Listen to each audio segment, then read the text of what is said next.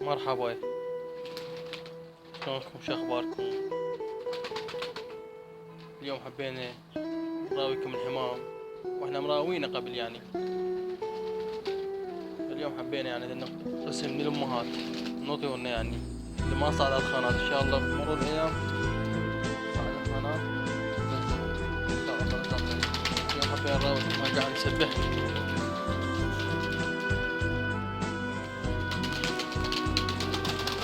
هاي نفس ما تشوفون، هاي بين المساكي بين رماديات بين الصفور بين زوج نيالي.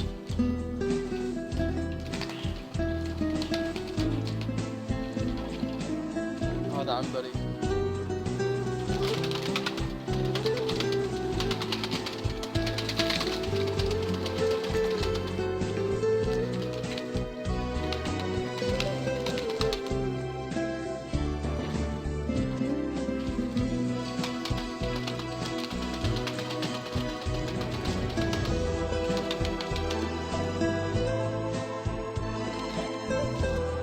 هذا رماديات. اخوي محمد الحلاوي سمين الروسيات البيض كلش.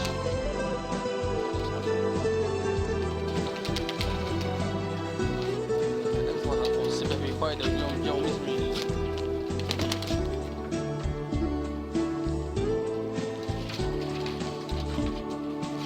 يلا اليوم شمس مرة باردة، خلنا نستغل هاي الشمس اليوم نخلي يسمحها الطيور.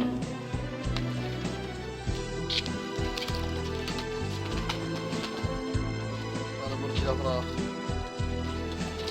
هاي الأمهات اللي أنا هنا بالقناة.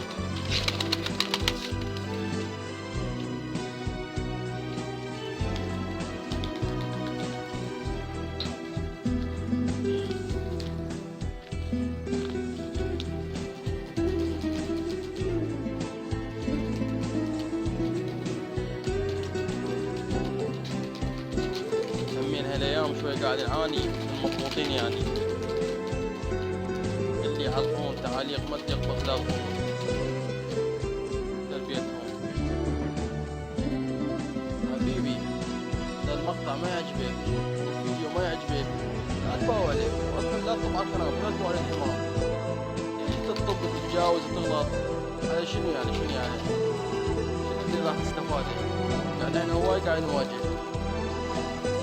يعني حتى بالفيس قاعد يسقطون فينا ينشرون عليه منشورات انا بايع انت بايع عندي شر وما ادري شنو.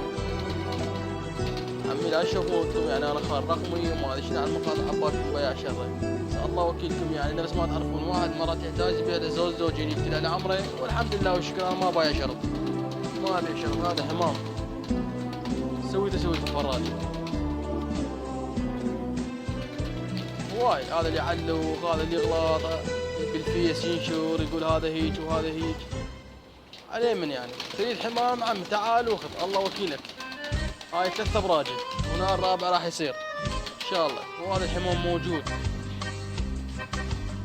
على شنو يعني هو ريش. نسوي نفسيات بعد يخربوها.